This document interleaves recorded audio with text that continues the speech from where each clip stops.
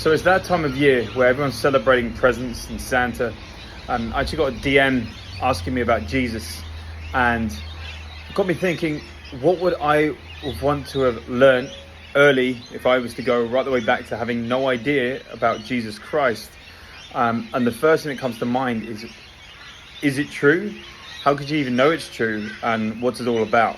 So I'm going to just plant a bit of a seed here for you to chase the rabbit hole. Historically speaking, how can we find something that's trustworthy? Say we find some scriptures or some writings of a man named Julius Caesar.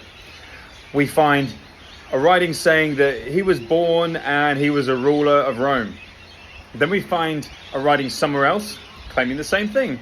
Somewhere else claiming the same thing. In different perspectives, one was maybe a centurion, actually worked for this guy. Another one, maybe even better, hated him because he wasn't on his team. He had nothing to benefit from him. And as you start to put these together, you go, right, okay, there's possibly someone that all these people were writing about. Then you got archaeology. We then dig and we find out, we found a coin with this guy on it. And it even has a date. It has maybe Caesar of Rome, So then we start to pull these things together of writings and archaeology. We build up a story in our head.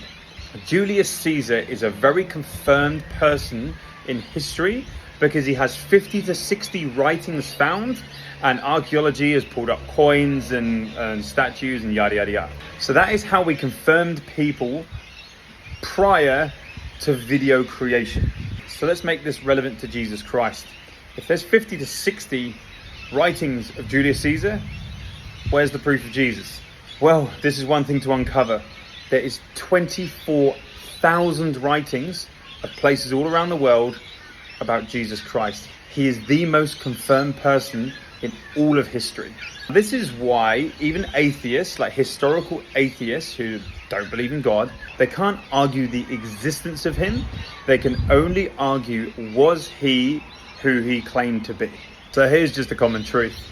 A man will not die for something he believes is a lie. A man will die for something that he believes is truth, but is actually a lie. So we can be tricked. So we know he existed. We know he got crucified. So he was either crazy, or he believed he was who he says he was, or he tricked them. So the crazy in belief, I'll have to leave for another time. But the trickery, could people have been tricked? Well, here's the thing. They believed something so much that 500 transcripts were found. 500 writings were found after the resurrection that claimed that they saw him before and after, and from different perspectives. So there was people that hated him, basically, that have no idea what's happened. They don't understand why, but they don't like it. But it's not just his followers trying to perpetuate something. But here's the thing. They believed it so much all the way to the stake. When they were burned at the stake, the Roman candle, is because they wouldn't denounce Christ. So they were so convinced that something happened that was so convincing that they wouldn't denounce him all the way to their death. Now the Bible has been burned, it's been banned. It actually says in the Bible that his word will never be erased. And that's been very true because the world's been trying to get rid of it literally for history. Whether you like it or not, 7 days a week is off creation. Jesus Christ split BC and AD. Everything, even the jury process. There's 12 jurors because of the 12 disciples. We live in a world right now where this will be convicting for most of you. Parents will lie directly to their children and they'll say, Santa's going to come down your chimney and give you presents.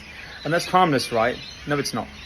I would argue that this is teaching people that lying to your children is acceptable, because one day they're going to find out that's not true and they will feel betrayed. And how, if you blatantly lied to them for years about this, are they meant to trust you? So my wife and I years ago had the conversation that we're never going to lie to our children, and that also goes right the way down to we're not going to lie about Santa. They have presents, but they celebrate the birth of Jesus Christ, not a fat man coming down chimney. So because of this season, I'm going to drop little snippets of this for you to chase down the rabbit hole. I'll start looking into the validity of Christ, because he's definitely existed. He's the most confirmed person in history. Something happened that literally echoed through the age so far that in 2023, going into 2024, you still can't get rid of it. Stay tuned.